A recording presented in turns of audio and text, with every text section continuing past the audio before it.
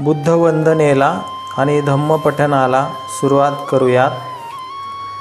अरहं सम्मा संबुद्धो भगवा बुद्धं भगवन्तं अभिवादेमि. स्वाख्यातो भगवता धम्मो धम्मं नमस्सामि. सुपठिपन्नो भगवतो सावकसंघो संघं नमामि. ओकासवन्दामि भन्ते द्वारतयेनं कथं सब्बं अपराधं खमतु मे भन्ते. द्वितीयंपि ओकासवन्दामि भन्ते द्वारतयेनं कथं सब्बं अपराधं खमतु मे भन्ते. तथियंपि ओकासवन्दामि भन्ते द्वारतयेनं कथं सब्बं अपराधं खमतु मे भन्ते. ओकास अहं भन्ते त्रिशरणेन सद्धि पंचशीलं धम्मं याचामि. अनुग्रहं कथवा शीलं देत मे भन्ते. द्वितीयंपि ओकास अहं भन्ते त्रिशरणेन सद्धि पंचशीलं धम्मं याचामि. अनुग्रहं कथवा शीलं देत मे भन्ते. तथियंपि ओकास अहं भन्ते त्रिशरणेन सद्धि पंचशीलं धम्मं याचामि. अनुग्रहं कथवा शीलं देत मे भन्ते. नमो तस्स भगवतो अरहतो सम्मा संबुद्धस्स. नमो तस्स भगवतो अरहतो सम्मा संबुद्धस्स. नमो तस्स भगवतो अरहतो सम्मा संबुद्धस्स. बुद्धं शरणं गच्छामि धम्मं शरणं गच्छामि संघं शरणं गच्छामि. द्वितीयंपि बुद्धं शरणं गच्छामि द्वितीयंपि धम्मं शरणं गच्छामि द्वितीयंपि संघं शरणं गच्छामि. तथियंपि बुद्धं शरणं गच्छामि तथियंपि धम्मं शरणं गच्छामि तथियंपि संघं शरणं गच्छामि. पाणातिपाता वेरमणि सिक्खापदं समादयामि. अदिन्नदाना वेरमणि सिक्खापदं समादयामि. कामेषु मिच्छचारा वेरमणि सिक्खापदं समादयामि. मुसावादा वेरमणि सिक्खापदं समादयामि. सुरामेरयमज्जपमादठाना वेरमणि सिक्खापदं समादयामि. साधु साधु साधु. वनगंधं गुणपेथं एथं कुसुमसंतति. पूजयामि मुनिन्दस्य श्रीपादसरोरहे. पूजेमि बुद्धं कुसुमेन नैनं पुह्येन मेथेन लभामि मोक्षं. पुष्पमिलायति यथा हिन्दमे कायो तथा याति विनाशभावं. गन्धसंभारयुतेन दीप्तेन सुगन्धिना पूज्ये च पूजनीयन्तं पूजाभाजनमुत्तमं. घनसारपदितेन दीप्तेन तं दनशिनातिलोकदीपं संबुद्धं पूजयामि तमोनुन्दं. सुगन्धिकाय वदनं अनन्तगुणगन्धिना सुगन्धिना गन्धेन पूजयामि तथागतं. बुद्धं धम्मं च संघं सुगततनभवा धातु अधातुगभ्ये. लंकाय जम्बुदीपेति दशपुरवरे नागलोके च धूपे. सभ्यबुद्धः बिम्बे सखलदश दिशे केशलोमादिधातु वन्दे. सभ्येऽपि बुद्धं दशबलतनुजं बोधिचेत्यं नमामि. वन्दामि चेत्यं सब्बठानेषु प्रतिष्ठितं. शारीरिकधातु महाबुद्धि बुद्धरूपं सकलं सदा. एष मूल्ये निशिन्नो वसभारी विजयखापत्थु सबयुतं सत्ता वन्दे तं बोधिपादपम्. इमे हेते महाबोधि लोकनाथेन पूजिता. अहं पिते नमस्सामि बोधिराजा नमस्तुते. बोधिराजा नमस्तुते. बोधिराजा नमस्तुते. इतिपिसो भगवार्हं सम्मा संबुद्धो विद्याचरण संपन्नो सुगतो लोकविदु अनुत्तरो. पुरुष धम्म सारथि सत्ता देव मनुष्यानं बुद्धो भगवाति. बुद्धं जीवितपर्यन्तं शरणं गच्छामि हेच बुद्धातीताच हेच बुद्धानागता पचुपन्नाच हे बुद्धा वंदामि सब्बधा नत्थि मे शरणं आयं बुद्धो मे शरणं वरं एतेन सच्चवज्जन होतु मे जय मंगलं उत्तमंगेन वन्देऽहं पादपशुवरुत्तमं बुद्धेयो खलितो दोषो बुद्धो खमतु तं मम एंकिंचिरथनं लोके विज्यति विविधापथु रथनं बुद्ध समानति तस्मा स्वत्ति भवन्तु मे यो सन्निशिन्नो वरबोधि मूले मारन् ससैना महन्ति विजत्वा सम्बोधिमागच्छि अनन्तयानो लोकोत्तमोतं पनमामि बुद्धं स्वाख्यातो भगवता धम्मो सन्दिष्टिको अकालिको यहि पशिको अपनायको पच्यतं वेदितभो वियुहिति धम्मं जीवितपर्यन्तं शरणं गच्छामि एच धम्मा अतीताच एच धम्मा अनागता पचुपन्नाच ये धम्मा वन्दामि सब्बधा नत्थि मे शरणं आयं धम्मो मे शरणं वरं एतेन सच्चवज्जन होतु मे जय मंगलं उत्तमंगेन वन्देऽहं धम्मं संक्तिविदोतमं धम्मेयो खलितो दोषो धम्मो खमतु तं मम एंकिंचिरथनं लोके विज्यति विविधापथु रथनं धम्म समानत्थि तस्मा स्वत्ति भवन्तु मे अस्थांगिको अर्योपथो जनानं मुखापवेशा उजुको वमग्गो धम्मायं सन्ति करो पनीथो नियानिको तं पनमामि धम्मं सुपटिपन्नो भगवतो सावक संघो उजुपटिपन्नो भगवतो सावक संघो न्यायपटिपन्नो भगवतो सावक संघो सामीचिपटिपन्नो भगवतो सावक संघो अधिदं चत्तारि पुरिसयुगानि अट्ठपुरिसपुग्गला एष भगवतो सावक संघो आहुनय्यो पाहुनय्यो दक्षिणय्यो अंजलिकरणियो अनुत्तरं पुय्यं खेतं लोकसाहति संघं जीवितपर्यन्तं शरणं गच्छामि एच संघा अतीताच एच संघा अनागता पचुपन्नाच ये संघा वन्दामि सब्बधा नत्थि मे शरणं आयं संघो मे शरणं वरं एतेन सच्चवज्जन होतु मे जय मंगलं उत्तमंगेन वन्देऽहं संघं संक्तिविदोतमं संज्ञेयो खलितो दोषो संघो खमतु तं मम एंकिंचिरथनं लोके विज्यति विविधापथु रथनं संघसमानत्थि तस्मा स्वत्ति भवन्तु मे संगो विशिद्धो वरदक्षिणीयो सन्तीन्द्रियो सब्बमलपहनियो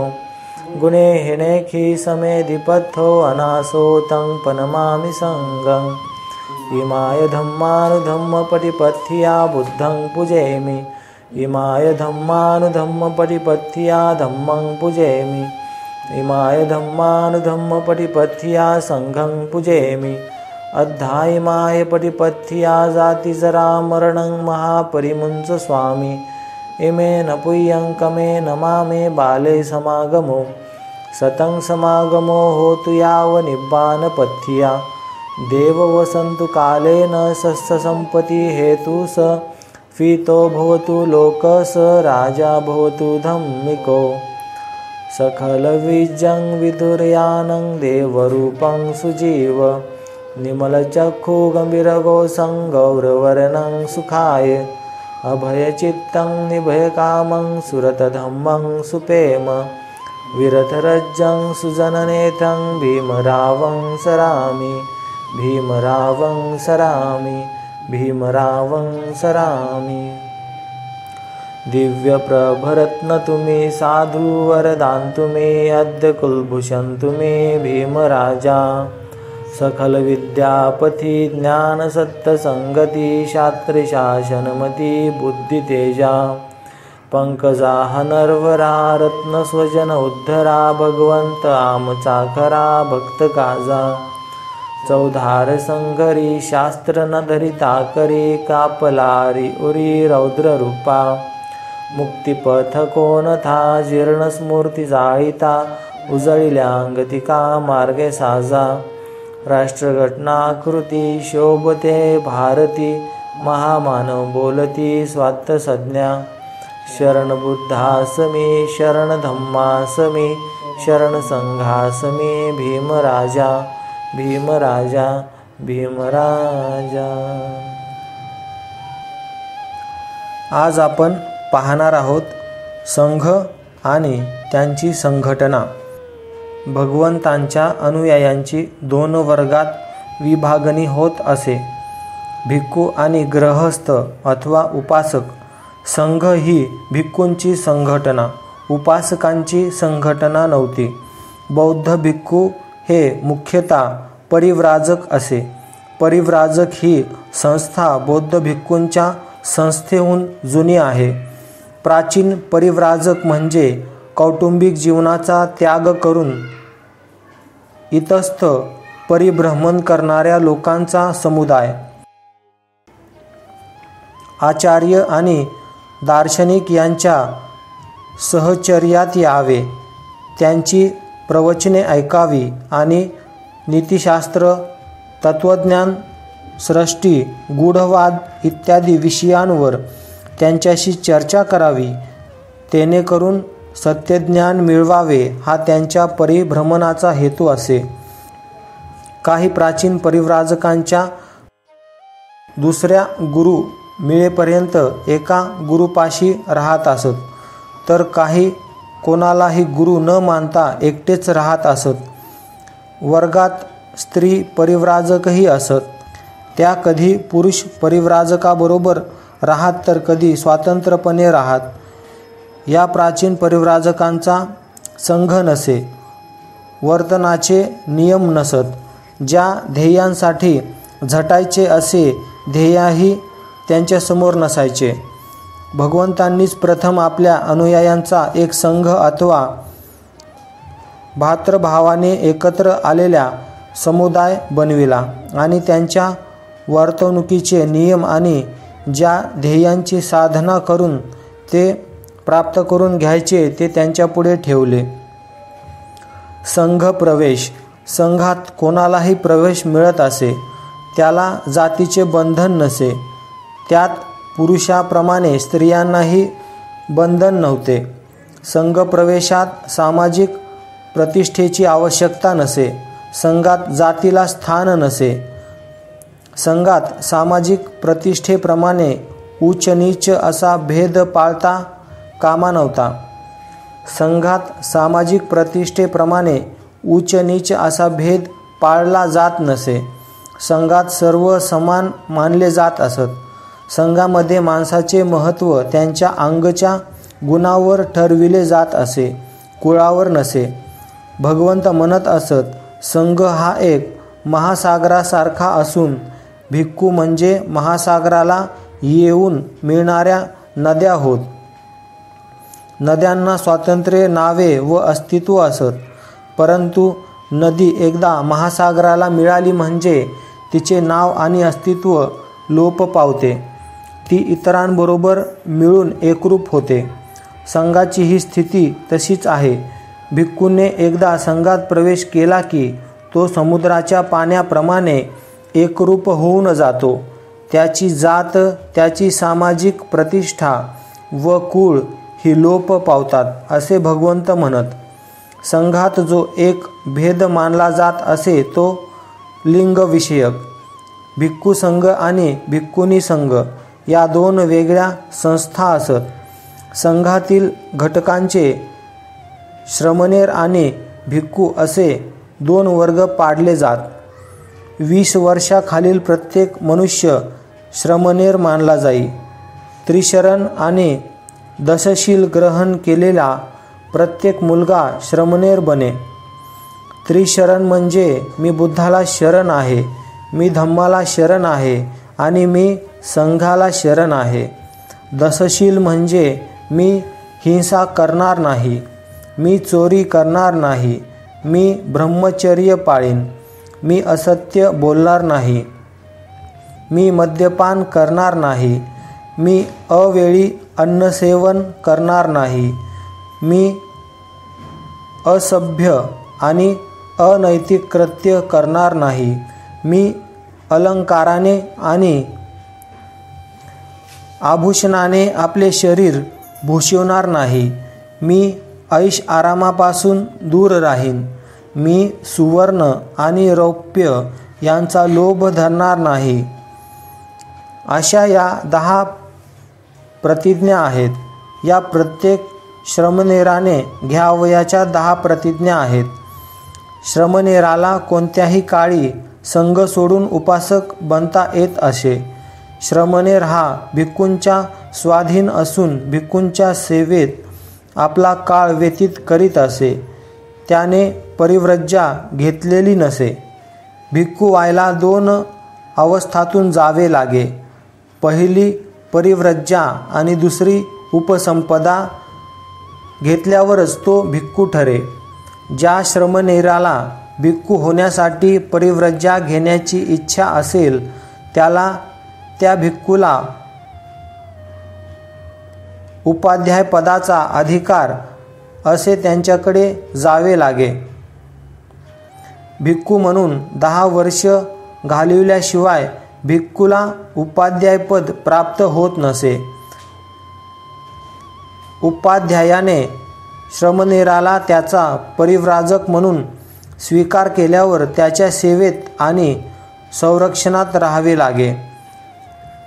हा शिक्षणाचा काळ संपल्यानंतर उपसंपदेसाठी खास बोलवलेला संघ सभेत उपाध्यायाला श्रमणेरावर उपसंपदेचा अनुग्रह करावा अशी संघाला विनंती करावी लागे.